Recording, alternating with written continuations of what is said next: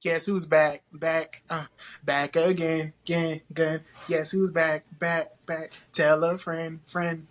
Guess who's back? Guess who's back? Guess who's back? Guess who's back? Guess All who's right. back? Guess Really who's back? started in his Guess head, who's back? dog. This man stupid. All right, man. This is the Going for the Gusto podcast, man. How y'all doing, everybody? We are back after a long hiatus. Man, how y'all feeling? Hey man, I'm glad to have people back, man. Shout out to the squad who couldn't make it, man. I'm telling y'all, it's coming soon. We're gonna have the whole team back together very, very soon. Y'all stay tuned for that. But I'm just glad to have, my people back on with me. And we here, man. We ready to do this. Sir Queso, man, glad to have you back. It's been a while, man. Glad to see you. Like we said, the team is coming out. Y'all be patient. We got a lot of things that in the works for y'all. A lot of things coming, good things in the works. So I'm glad to be back here to talk about some football, man. Cheese, throw me some topics. What you got for me today, bro? Hey, man, I'm glad to be talking about some football too, man. It's been a long time, man. Hey, the off season is, it's an arduous thing. Arduous. Yeah. Hey, get your dictionaries out. Look it up because I ain't gonna tell you what it means. That's the Okay. word of the day. Word of the day, yes.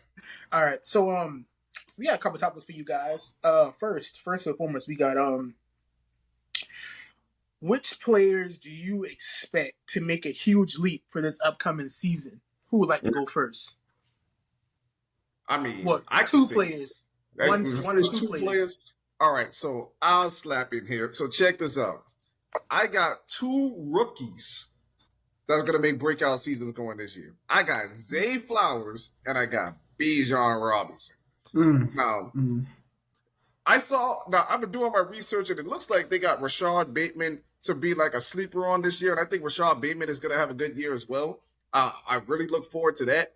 But I feel like the dynamic between Zay and Lamar, and Lamar's got his money now, I think it's going to be crazy, dude. Like, I'm anxious to see how good Lamar can throw the ball this year because, like, he's been doing great. He's progressing. But now he's got himself a true receiver over there, too. I mean, he's a rookie. I know how we play the rookie game, but I like rookies, man. I like a rookie to get out there and get nasty with you. You know what I'm saying? I like the rookie to get out there and get on the field and get in the grass with you.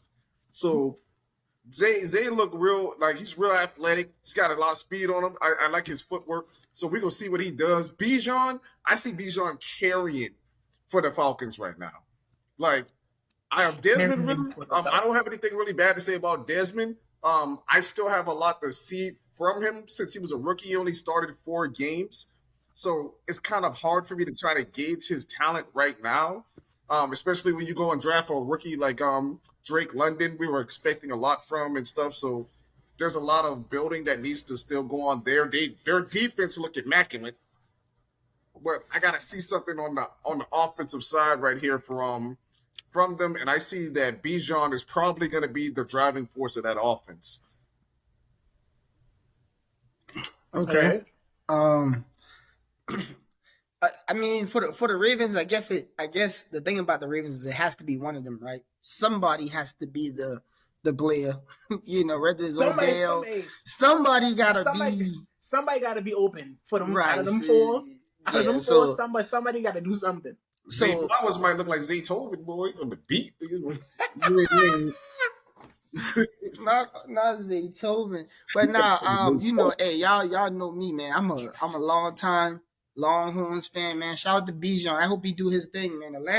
Atlanta does look like a bit of a sleeper. They did pick up a lot of pieces. Man, geez, you just asked me a question, man, because I'm telling you, I got so many names running through my head about who gonna break out. But if you need me to go first, you can get your thoughts together. I can't. No. I mean, I just got a lot to pick from, so you can go. You go ahead and go because I got a lot to pick from. I got like 10. All right, so I got first I got Vikings running back Alexander Madison. That's a good one. That's a good one. I like it. He's turning 25 this year. He's been Dalvin Cook's backup for the last few years. Yep. He averaged 3.8 yards a carry. He had 5 touchdowns. So what I've been hearing, since they want to open up the offense to more of a passing offense, I don't think a lot of teams will be like expecting the run. Because like you got T.J. Hawkinson, you got Osborne, you got Justin Jefferson. You expecting Kirk Cousins to throw the ball, so they're not really gonna load up the box. So then you gonna beat them. You have like 4-yard runs, 5-yard runs, 6-yard runs. Then then it's gonna be like the play action pass, going back to the run, stretch running, zone running. Man, he might. I mean, if Dalvin was averaging like 1,100 yards, I don't see why Alexander can't. Dalvin he was more than 1,100. Well, I guess it's if you include his injuries, but he's been on pace for about 1,400 yards. Yeah, almost every season. Yeah, so I don't see why he can't. I think Alexander's really explosive too, like in and out of cuts. So hey, rip him out the plastic because he acting brand new. Right. And then who else? And then my second one, man, I gotta give a big shout out to the hog molly up front, Orlando Brown Jr. So far he blocked for Baker in college. He had a low grade coming out of the combine. Ended up blocking for Lamar, blocking for Patrick Mahomes. Now he blocking for Joe. Lamar won an MVP. Patrick won a Super Bowl and 2 MVPs. Now he about to go block for Joe on the blind side. Gotta get credit for this dude. All he ever do was block for elite quarterbacks. And he's a Super Bowl champion. He's elite. He knows the game. He's an elite pass blocker. He got a real nasty streak. And he blocked on both sides. He played right and left. He started off at right tackle, moved to left. He had to move to left, and then look at all the amazing things that happened when they did that. And the Chiefs opened up the offense, won the Super Bowl. So here I got in my notes. So when you move from the Chiefs to the Bengals, you get a little bit more to run. Joe Mixon versus the situation that they had running the ball. Well, with the Chiefs, they quick pass, they screens and stuff. So. Right. So then you got Joe Mixon, you got a bell cow, with Joe, a little bit more running, and then he even said on SportsCenter, get up, first take. He was like, "Hey, I love run blocking. I want to run block. I want to get nasty in between. I want to get nasty in the trenches." And we was just like, "But you a pass protector?" He was like, "No, I'm actually a run blocker, but I never had the chance to do it because don't get me wrong, I like blocking for Patrick, but hey, with Joe behind me, hey, you could see more of my talent." And I was just like, So, with that being said, with Trent Williams getting older and on the cusp of retiring, I think Orlando might be the new number 1 tackle in the league. That's a reach. That's a reach. So that's my huge leap I expect him to make this year. In the league, though. In the league. David Bakhtiari, you disrespectful. Trent is getting older, but we're not even going to do that. In the league. We're not even going. We're not even finna. You know people. You know much people you gotta skip over. The league. Oh, right. but you can have that. You can have that. You can have that because you skipped. You went from a hill to a mountain range and tried to jump it. But that's all right. Yeah, it's okay. It's not. Yeah. Come on. In the league, man. Let's. Hey, bro, he's a good player, but it's a list. Elite. It is a list of tackles. Hey, everybody, remember this. Put this down in the comments below. Put this in the comments. We have to see this. If he is right, remember this on this episode. Hey, listen, I know Queso said this. I know a lot of y'all don't pay attention. A lot of y'all don't pay attention to the offensive linemen out there. Everybody that watches, they love watching the ball carriers. Does the skill skinny guys? People pay attention to left tackles. Hold on. No. Time out. People pay attention to left tackles though. People know who the best left tackles are. We ain't gonna let you do that. You know when you got a good left tackle. But you know what? Let me get us back on track. Ask somebody about the right guard. Let me just out for the audience. So when people first said, boom, man, who's gonna be your breakout players? I said to myself, Breece Hall might come back. Now they added Aaron Rodgers. That might open it up for him. Chris Olave. I was like, you know what? He got Derek Carr now. He might be ready to assume that number 1. But I said, Rick, get deep inside your thoughts. I said, my breakout players? Luke Musgrave. tight end for the Green Bay Packers. He just got drafted. I was a big fan of Luke Musgrave coming out of college. He was a top 3 tight end on my board. I would have loved that Washington grabbed him, but obviously Washington do Washington type things. It's okay. But I would have loved to have Luke Musgrave. He is definitely underrated, about 6'5". He runs about a 4.5 in his 40, and Jordan Love is going to need him Facts. in the critical moments. Facts. Romeo Dobbs, Christian Woods, as they're developing as receivers, Luke Musgrave is that big body that's going to be there. He's going to be dependable. I give him about 800-yard season, about 5 touchdowns, and that's great for a tight end because he has all the prerequisite skills. Y'all go back and look at his college tape, man. He has all he can make things happen after the catch. Strong hands, like he's not afraid to sit in the middle and take a bump. He is a player to definitely watch out because Green Bay is going to be trying to find an identity on offense, and that he's going to be a huge part of that. When I go to the defensive side of the ball, I'm going to roll with Kayvon Thibodeau for the Giants. Kayvon Thibodeau, he only had 4 sacks last year, but you see his talent jump off the screen. And he was hurt too, right? Yeah, he got hurt for a couple of games. But y'all, you can see his talent jump off the screen with Leonard Williams and the rest of them boys, everything that the Giants are adding on defense. He's going to be the premier go get the quarterback guy because the rest of those guys are run stoppers. You see the talent jump off the page injuries is the only thing that can happen his career because athleticism wise, the bend. Shout out to Soren Players because me and him used to argue about him back then. I was not a big fan of Kayvon Thibodeau. I watched him play when he got to the league for his rookie season. I think he got a lot in store for us. I think he's going to be a real good player, somebody to watch out for because I think he has all the skills to become a premier pass rusher in the league. It's just about staying disciplined, being a pro, and he can go from there.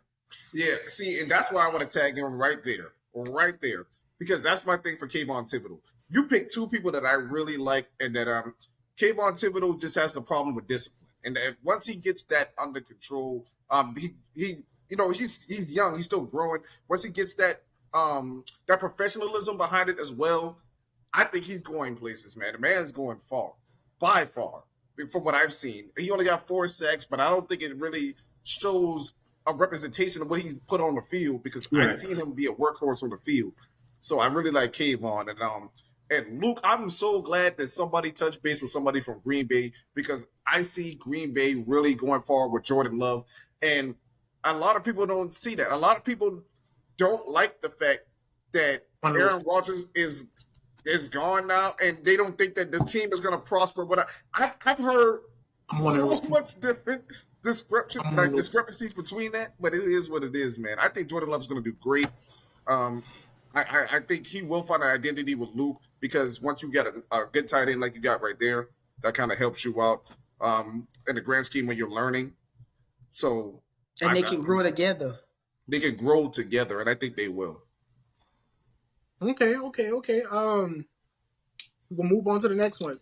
So we got which organization will be the most impactful this season? So when we say most impactful, we mean like in terms of course, your record, because your record means everything. Respect around the league, marketability. So when you get when you have a good record, you get some respect, you got some good marketability, then you get more national news coverage. We normally see that when teams are more trending upwards as the season goes along. So with all that criteria, which organization do you think is going to be the most impactful for this season? So I'll take that one over because I got a weird answer, right? So my natural answer was Baltimore, right? They got one of the most polarizing players in sports. They have a franchise that has been winning over the years. They were known for their defense and which they're still known for, but they're adding to their offense. But my answer right now is going to be the Cincinnati Bengals, and I'm going to tell you why. The Cincinnati Bengals are in a situation right now where their front office means everything. They're going to have to find a way to pay. They're going to have to pay Joe Mixon. They're going to have to pay Jamar Chase. They're going to have to pay Joe Burrow. And when that situation comes up, that shows you who's really good who's a good organization and who understands how to keep those star players intact. They let Jesse Bates go this offseason. That was the first domino to drop. Let's see what they do when it comes to T. Higgins. Let's see how they can keep. Let's see how it looks when if they can keep this core together, because that's going to show what it means to be a good organization.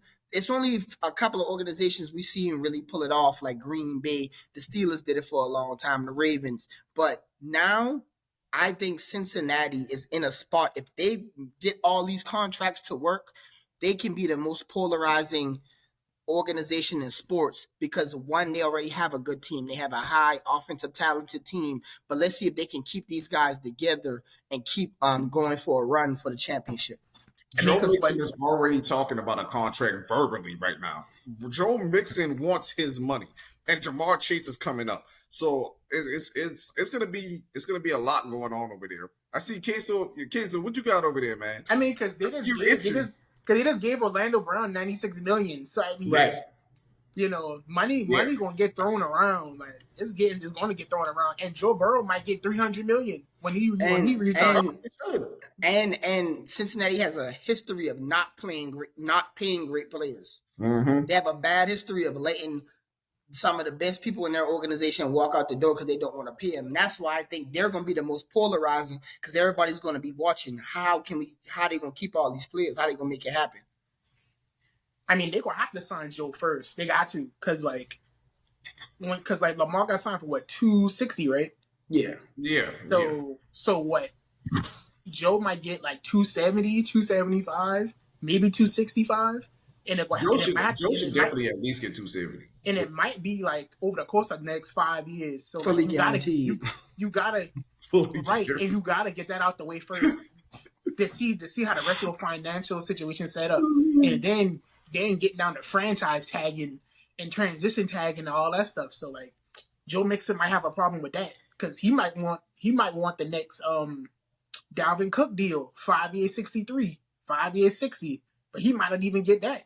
So I mean, yeah, we have to see how it all shapes out. And if Cincinnati can keep at least 90% of their offense intact, yeah, it'll be pretty impressive.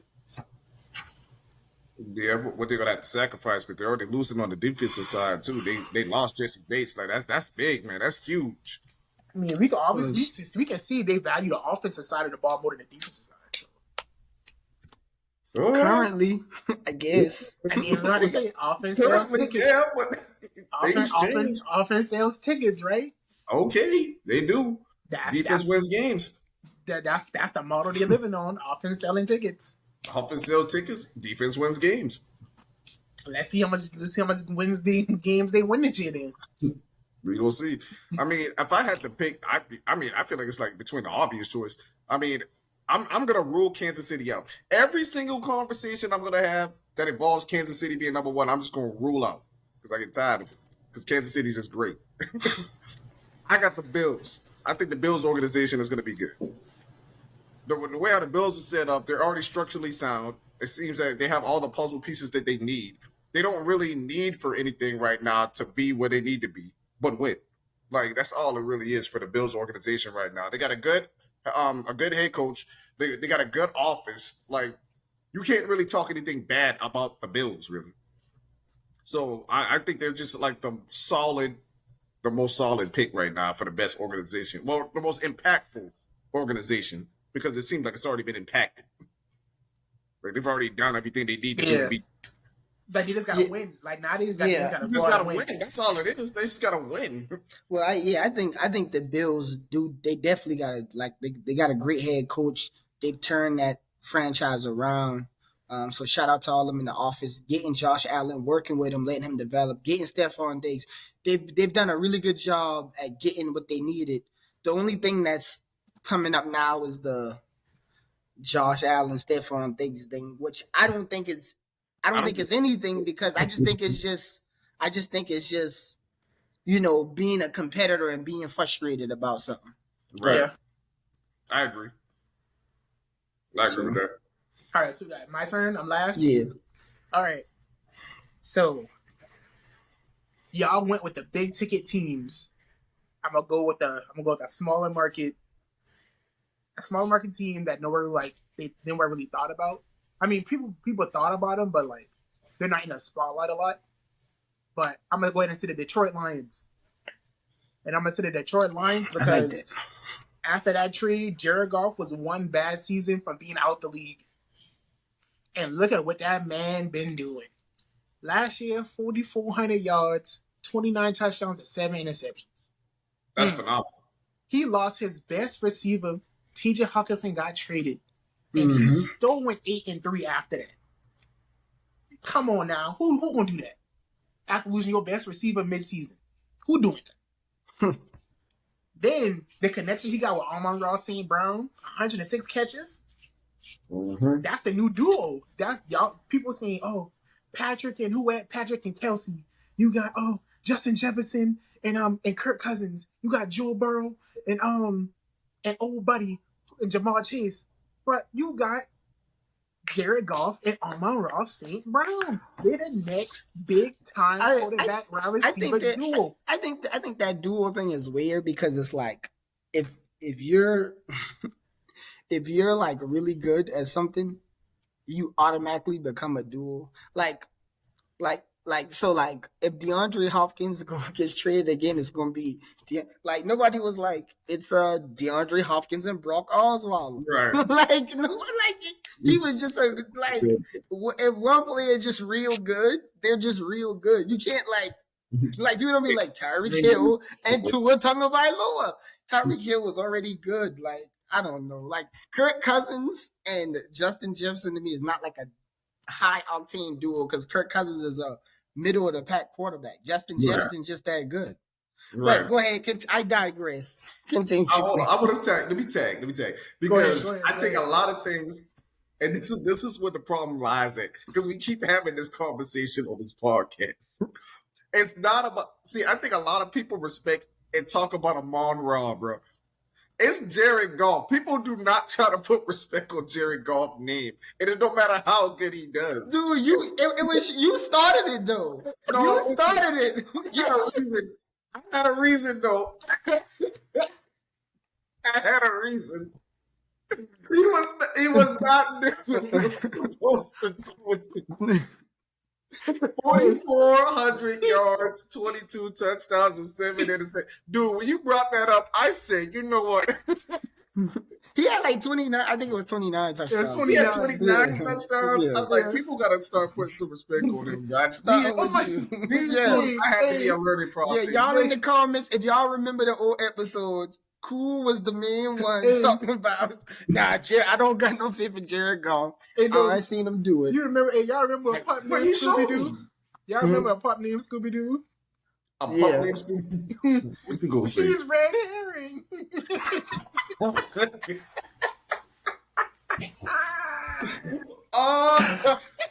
Hey, bro. Dude. And then, I'll let you continue. And then the line, they retooled in the draft. They got Jahmyr Gibbs, Jack Campbell, Sam Laporta, Brian Branch in their first 4 picks of the draft. Jack Campbell was a good pick.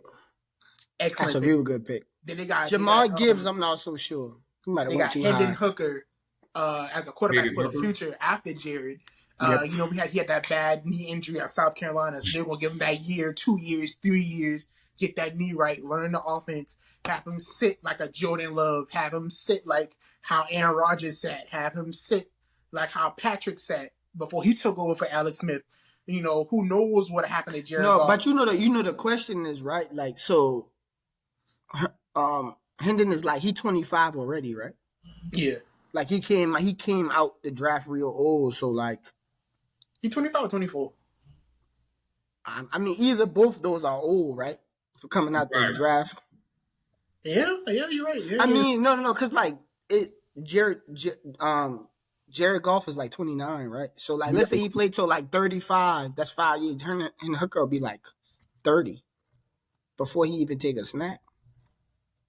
I don't know. That's just that's just food for thought, huh? Jared Goff is 28. That's even. Man, look up man the Hooker, man. All right, hold on. I got you. 25. Yeah, you see what I'm saying, bro? So like, if Jared Goff plays just say 7 years, right? You say 28.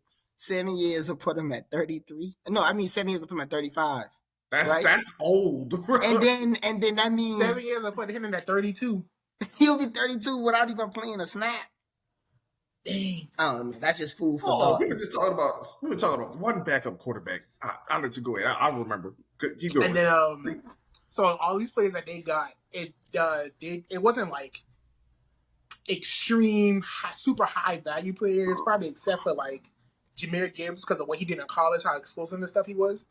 But then but those are more about picks that like fit the team and the culture.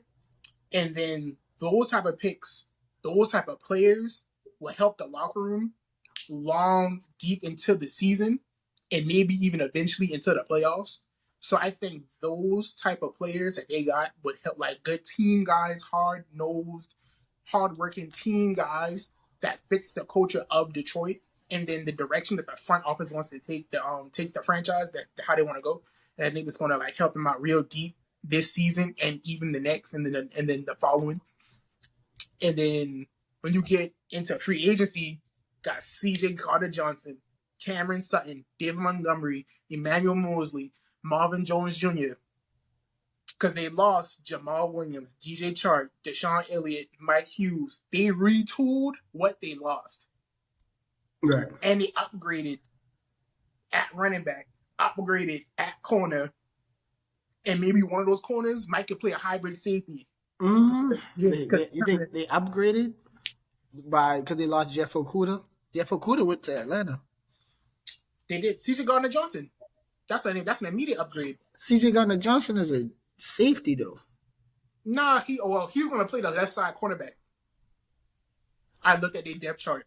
He's going to play the left side, and then you said who else? Emmanuel Mosley going to play the right, and then Cameron Sutton is the third. And then you said they drafted Brian Branch. Yeah, then Brian Branch is the backup DB as of right now. As of right now, we got to see when that plays out. That would be weird if C.J. Gardner-Johnson plays like. So I just think if C.J. Gardner-Johnson is not a safety, that would be weird. Yeah, it's just like I don't know. But well, go to ESPN. Type in Detroit Lions and go to the ESPN one because I think that's the most like accurate. Especially coming off the season that C.J. Gardner-Johnson just had. Right, I mean, yeah, like he had like 6 or 7 interceptions. I would move him. I don't get the logic behind that. But either way, your point still stands. Like they still upgraded positions. And I did remember that quarterback too. That's the same conversation we were kind of having with Geno Smith. That's where it was. Geno Smith is 32. I remember that's what it was. Yeah, he just not get a chance. So I guess to wrap it up, so they put something together something special at the end of the year last year without T.J. Hawkinson. The offense doing what it did. Jared Goff throwing for like 300 yards in like 6 games in that stretch, in that 11-game stretch. Right. Defense stepping up. They made a lot of great additions. They lost some good players, but they made fantastic additions. So I think they're going to make a run in the NFC North. If they don't win the NFC North, they're second. If they don't win it, they're second. Right. Second to who? The Minnesota. Okay. Minnesota. If they don't win the division, they're second to Minnesota. It'll be like was 11-6. Either they 11-6 or they 10-7.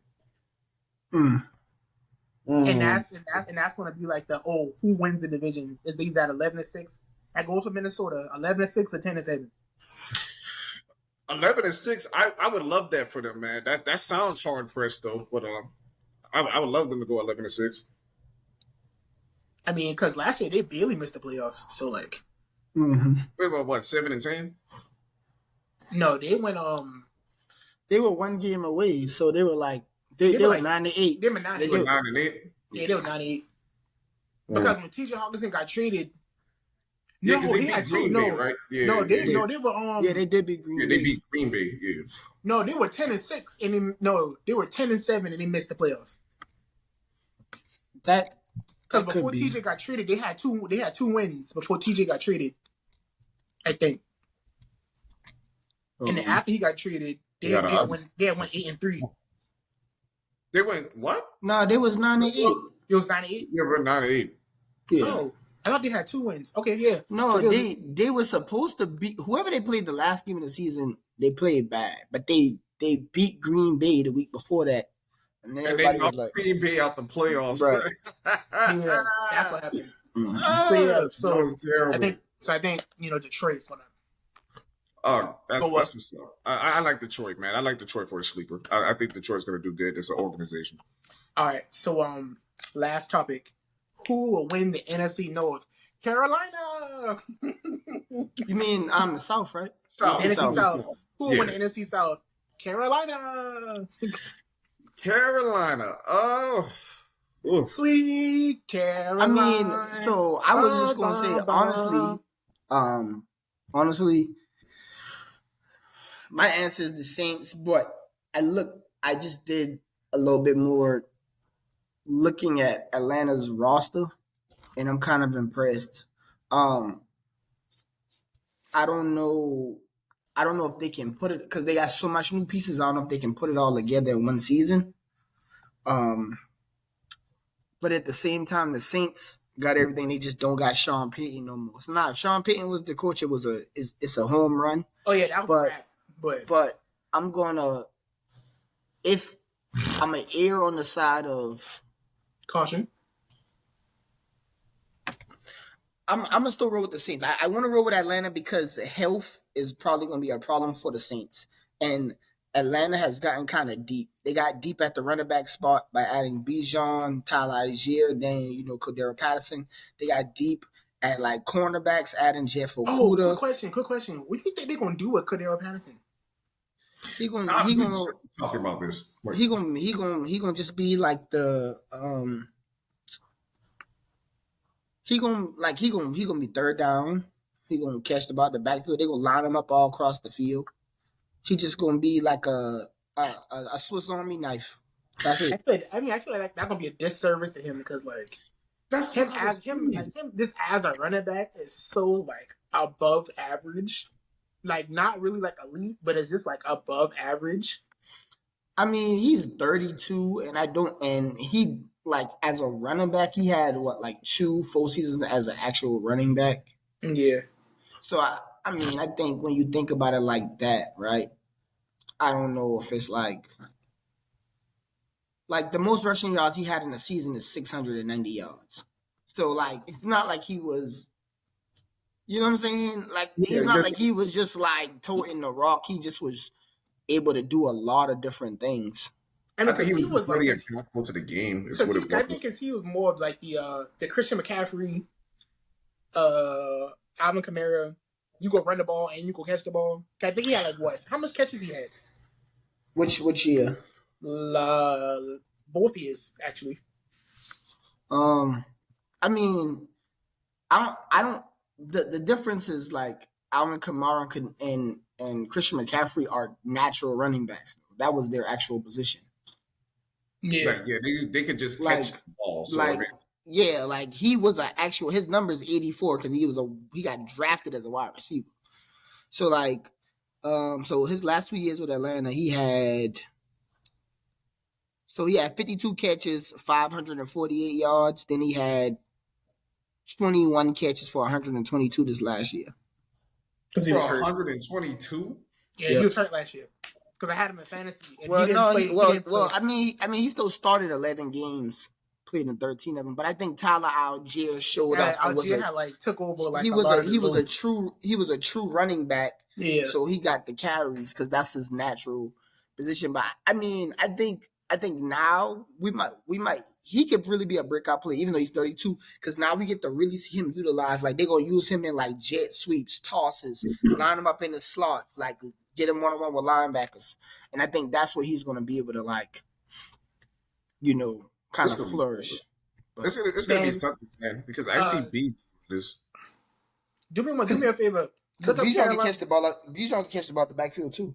Go to Carolina depth chart and go to the defense and tell me they don't got the best defense in NFC South.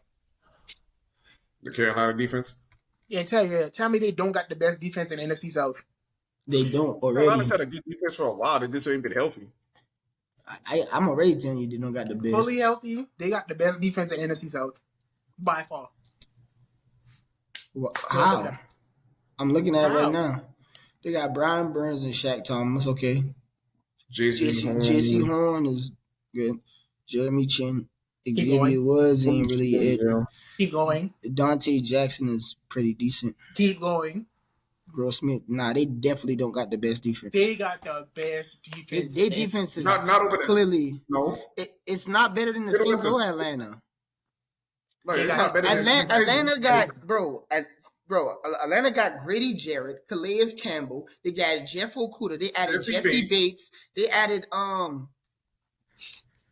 stop it. They added the Carolina defense. AJ Terrell is a Pro Bowl corner. The Carolina defense has been together for like at least the last 3 years.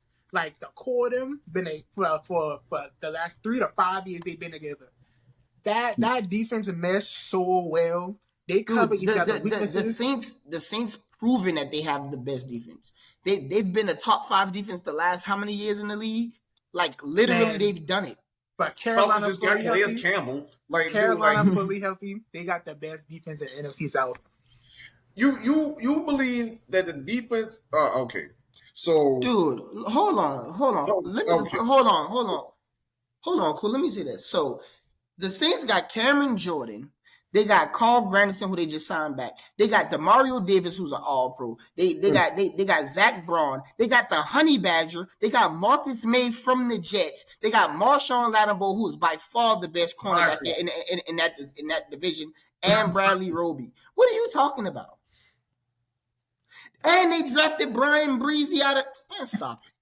I'm not gonna do this. You saying Brian Breezy from Clemson? Cap. Like, dude, Eel. That's cap. Get out of here with that. Eel.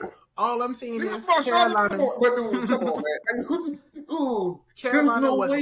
Carolina was a quarterback away from winning the division last year. I do want to show y'all this story. They was a quarterback away from winning the division last year. They got their quarterback. Their defense is elite. That's all I'm saying. I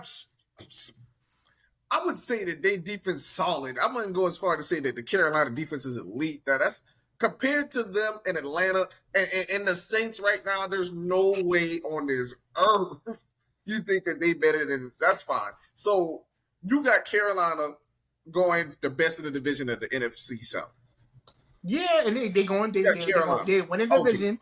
And it's so crazy because we all know how it comes down in the NFC South to division games, to the division games. 8 and 9, they're gonna be 8 and 9, and they're gonna win it. They're gonna win it. I'm rolling with the Saints, man. I will rank to you what I think is going to be. Hold on. Who you got? Like who's your? So he got Carolina. I got the Saints. So who you picking? Actually, I had the Saints too, but but I will rank to you the NFC South right now. To me, it goes the Saints, the Falcons, Carolina, Tampa Bay. That is the rank right now in the NFC South. It goes Carolina, the Saints, the Falcons, and then the Bucks. Yeah, because the Bucks. All right. So y'all ain't showing the Bucks no love. That's fine. No, man. But Queso, we about to close out. Yeah. Okay, we about to close out, y'all boys. Hey, I finally, for all y'all that been long time subscribers, shout out to y'all. Your boy finally got his stuff. Just I'm about to show y'all real quick. I don't got the stuff. I don't got my room set up yet, for all my recording stuff. So this is gonna be on my wall in a minute. But I just want y'all boys to check this out. Check out your boy. Yep. It came in. Hold on. You know what I'm saying? We got another one. We here. This man got his football highlights. Yo. Pictures. It's lit. It's going for the gusto, baby. Let's go, baby. Everybody that came in and listens and watches us because they love us, man, please, if you're new, subscribe, put a like down there, and put a comment down. Let us know what kind of topics you guys like to talk about. We talk about anything you guys want to talk about. I'm glad for you guys watching. Queso, glad to have you back. Congratulations, my man. Boom, bam. I'm glad that you got your stuff for your room. Can't wait to see it in the background, man. Yes, sir. With that being said,